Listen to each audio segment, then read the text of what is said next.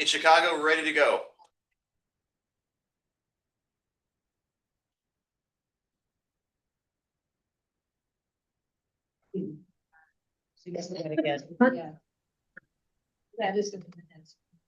We're waiting on Marnie. Here she comes. Understand.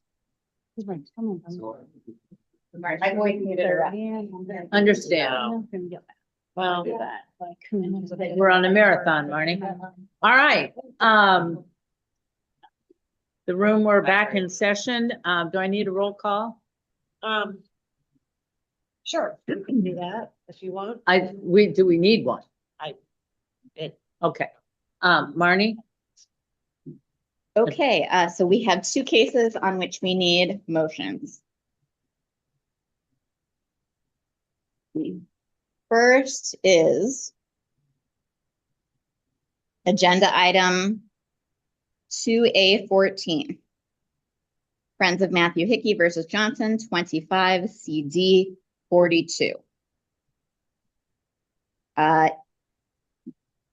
In this case, which alleges violations of section 9-1.8, 9-3, 9-10, and 9-23. All alleged violations are found to be not filed on justifiable grounds, as found by the hearing officer, as supplemented by the general counsel in two respects.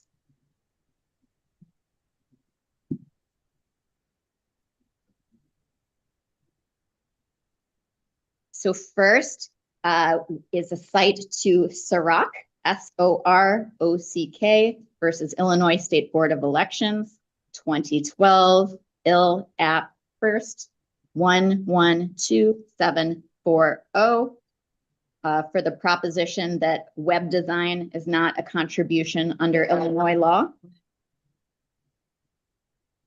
The second citation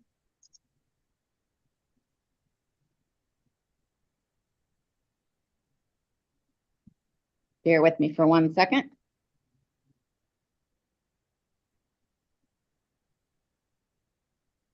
Second citation is a statement that even if a fee had been paid to publish the magazine article in Complainants Exhibit E, that article was not a contribution because it did not mention the candidate's re-election and therefore was not knowingly received in connection with the nomination for election or retention of any candidate or person to or in public office, citing to 10 ILCS 5/9-1.4 A1, which is the definition of a contribution. Discussion? Amy, roll call, please. Or motion. Need a motion. Make a motion to accept the recommendation of the general counsel as supplemented by her. Second. It's been moved down by Catherine, seconded by Jennifer. Roll call, please. Ms. Ballarcroft, Yes. Ms. Craig. Yeah. Ms. Genovese. Ms. McCrory, Yes. Mr. Brett, Yes. Ms. Watson, Yes. Vice Chair Turbin, Yes. Chair Donahue. Yes. Motion passes. All right, Marnie, 2A15.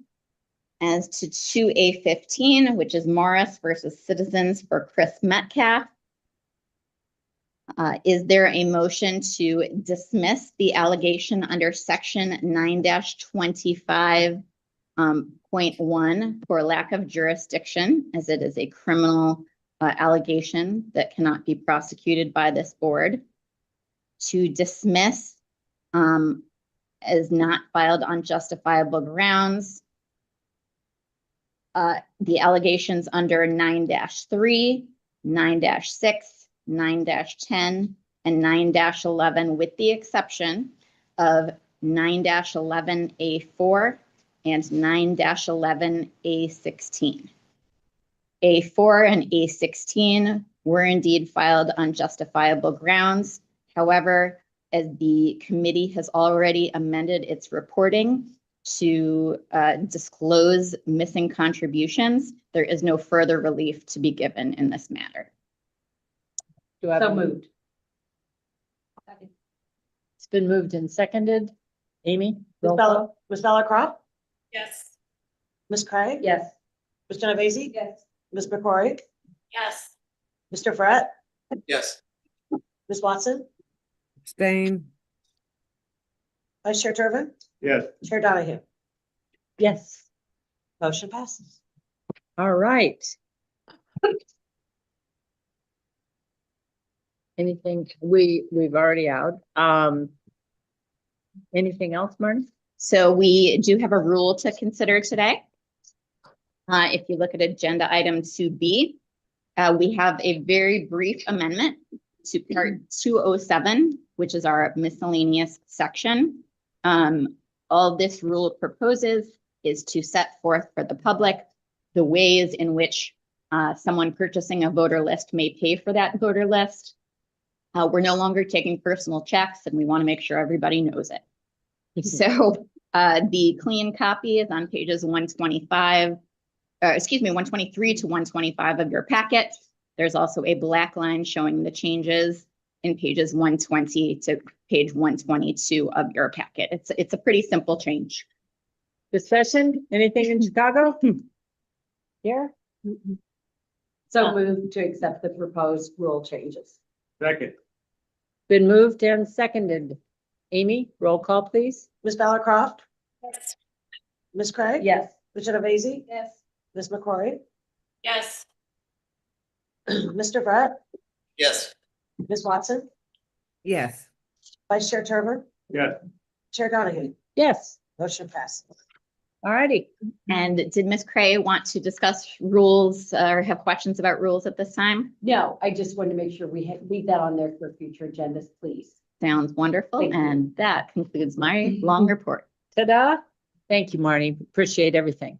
Bernadette, you're on the spot, right? All right, good morning, everybody. So I have a pretty brief report this morning.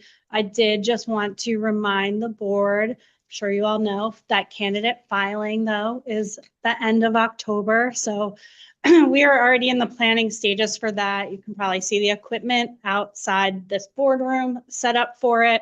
Staff training is going to start on that the first week of October.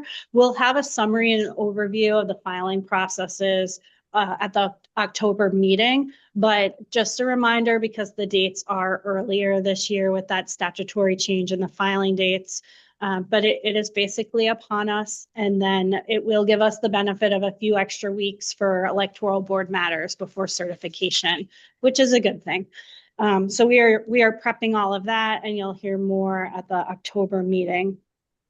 And also just wanted to thank the board leadership and also the full board for the review of the compensation study results and recommendations. I just wanted to advise the board that following that study and the internal implementation that is now complete at the agency, we do think it helps with transparency for staff here and also will help us with both retaining current staff and also future hiring. So just wanted to thank you all for reviewing that and providing the feedback and the approval for it.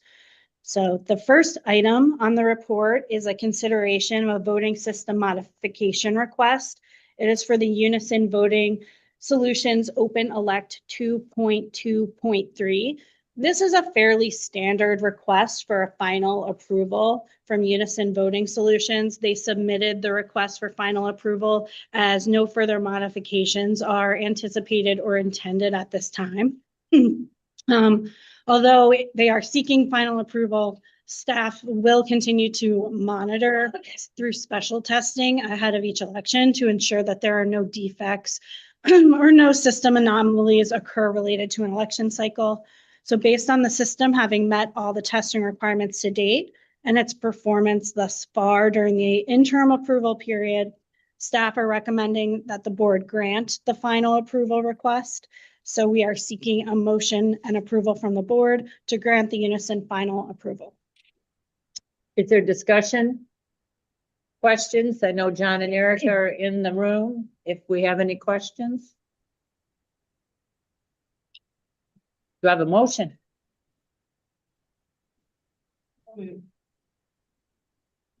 Move that we accept the recommendation and grant the approval. All right, it's been moved and seconded. Amy, roll call, please. Ms. Bella Croft, Yes. Ms. Craig, Yes. Ms. Genovese, Yes. Ms. McCory, Yes. Mr. Brett, Yes. Ms. Watson, yes, Vice Chair Turbin, Yes. Chair Donahue. Yes. Motion passes. Okay. All right, thank you. Okay. Thanks, John. Erica. Thank right. you very much. The next item is a legislative update. Brian Pryor is out of the office today. He's actually representing us at one of our many JCAR hearings. So he is in Chicago today. But did want to provide the update that executive staff is reviewing internal legislative proposals for our upcoming recommended legislative agenda that will come to the board likely at the November meeting. So we will be reviewing those internally. And then once we do the internal review, it's expected that we will submit those to the legislative subcommittee for the first review. So that is on track probably to be submitted to you all sometime around the first week of October, giving us a good full month to a month and a half to review prior to bringing before the board. So that is in process. And the goal, again, we've moved to have approval of that more so around November than previous years we would do December. It's helpful to know and to have that and to be able to start any conversations sooner rather than later when most of the General Assembly and staff depart for holidays before they come back for session. So it just helps with our planning. And then during the current veto session, we're not anticipating any major elections legislation. However, we will monitor it, obviously, with the upcoming election. It is still a topic, and there are some topics of concern from the General Assembly. With the omnibus not passing last session, it is likely we might be asked to discuss or review legislation related to what was in the last election's omnibus draft, or looking forward to the spring session. So we will do that. We will advise the legislative subcommittee if there is anything of concern or interest, and also the full board if it seems like anything will proceed to being passed during this session. But other than that, it's mostly monitoring right now, and we're looking forward to bringing our proposed agenda to you all in a couple months. I have a question, if I may. Yes, Jack? What is your preferred, if hypothetically, if any of us had a suggestion for legislative change, what would be your preferred approach? Should we wait until you give a recommendation and it goes through the committee? I want to follow the process that is the best for the staff. Yeah, I think at this time, sooner rather than later to hear on them is good, because then those discussions with the legislative subcommittee can move forward. I would say to transmit those either to, you can send them to executive staff or to the legislative subcommittee. We'll make sure we connect on them and coordinate any discussion around it. Yeah, if you have a suggestion for legislative change or correction, whatever, talk to Rick and to Chris, Perfect. and go from there. I think.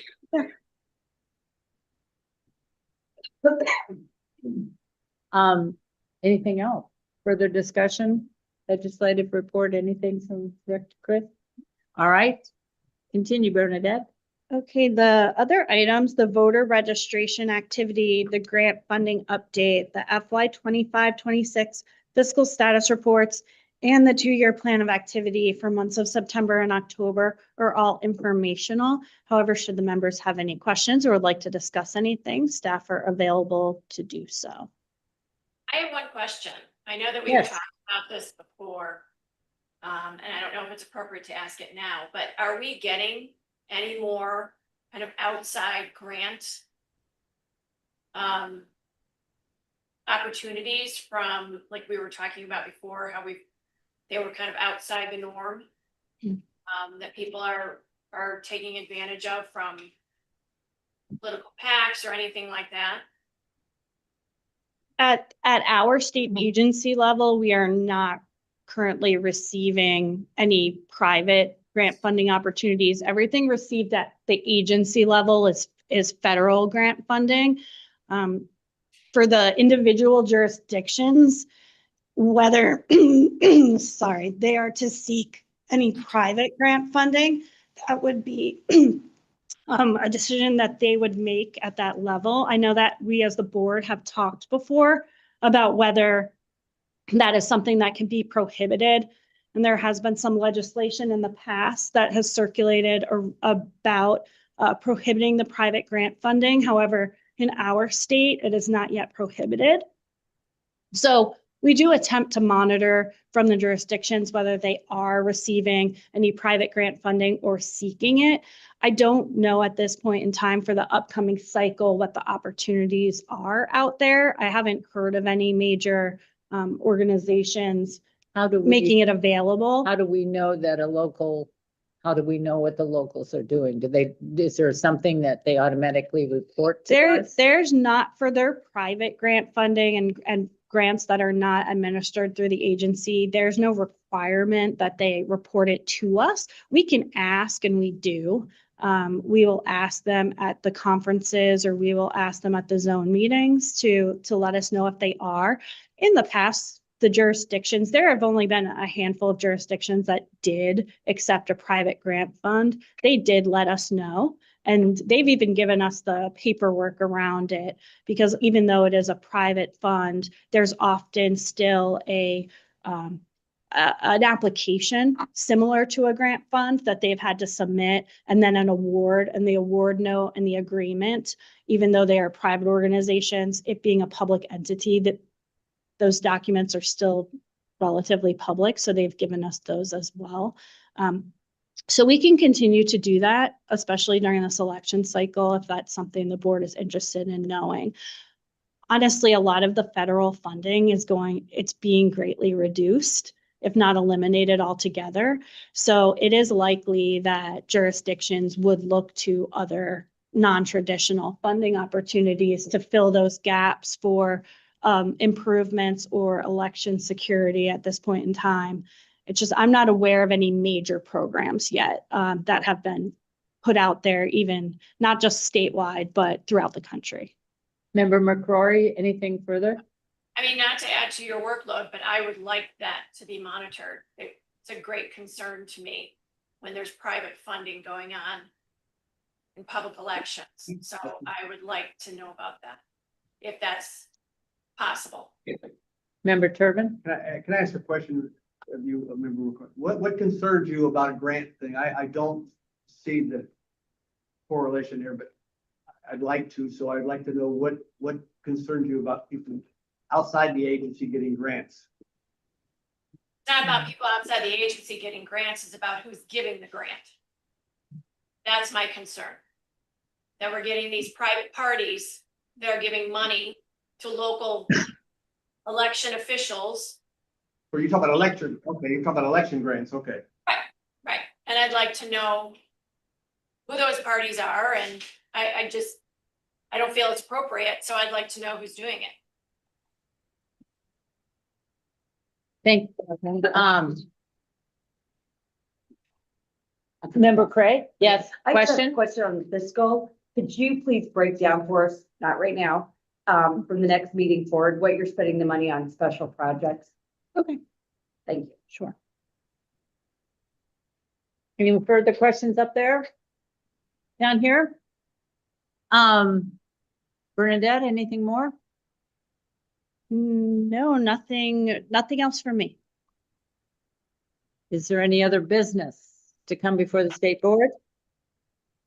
Are there comments from the general public? Chicago? All right, then I would move that we go into executive session. Do I have a motion? to So that? moved. Oh, You just read that. I do. I need a motion to move into executive session for the purposes of discussing pending litigation, the minutes of the August 19th executive session meeting pursuant to sections 2C11 and 2C21 of the Open Meetings Act of 5 ILCS 120. So moved. Second. Amy, roll call, please. Ms. Ballard Croft, Yes. Ms. Craig. Yes. Ms. Genovese. Ms. McCrory, Yes. Mr. Brett, Yes. Ms. Watson, yes. Vice Chair Turbin, Yes. Chair Donahue. Yes, Motion passed. all right.